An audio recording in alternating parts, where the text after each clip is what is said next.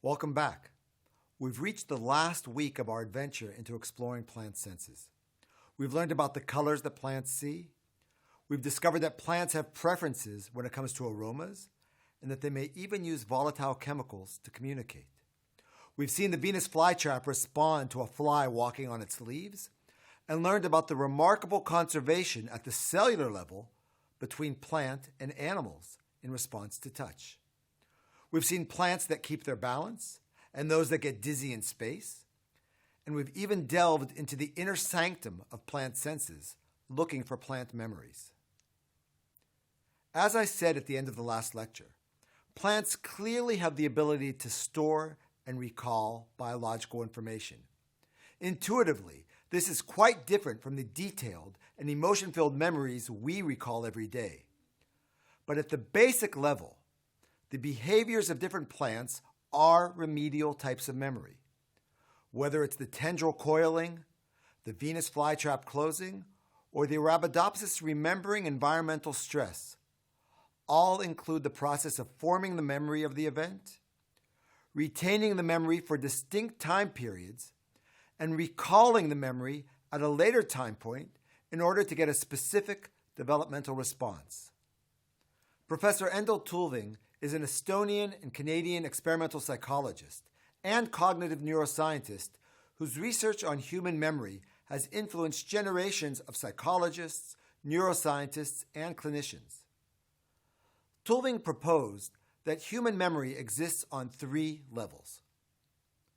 The lowest level, which he terms procedural memory, refers to nonverbal remembering of how to do things and is dependent on the ability to sense external stimulation. For example, it's like remembering how to swim when you jump into a swimming pool.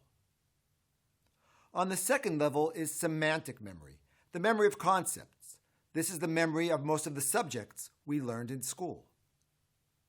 And on the third level is episodic memory, which refers to remembering autobiographical events, like funny costumes from childhood Halloween parties, or the loss we felt at the death of a relative or of a pet. Episodic memory is dependent on self-awareness of the individual. Now, plants clearly do not make the cut for semantic or episodic memories. These are the memories that I think define us as human beings. But plants are capable of sensing and reacting to external stimulation. So by Tulving's definition, plants should be capable of procedural memory. And indeed, Jaffe's peat plants illustrated this.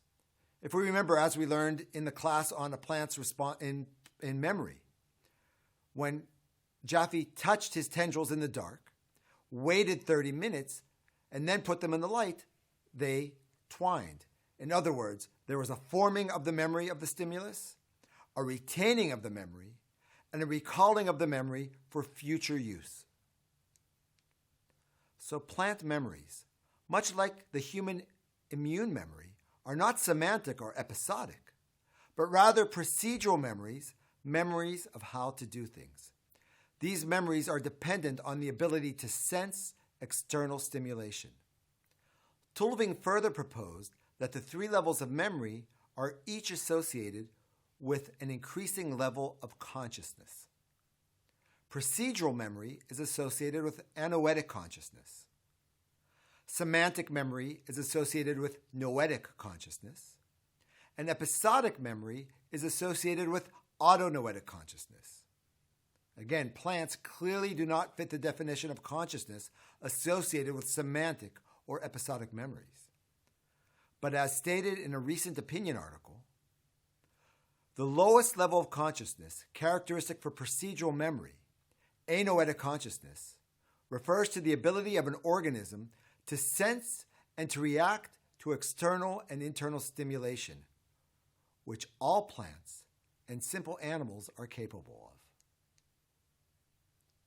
So if plants have a remedial form of consciousness, this leads us to, I think, the most intriguing question of all.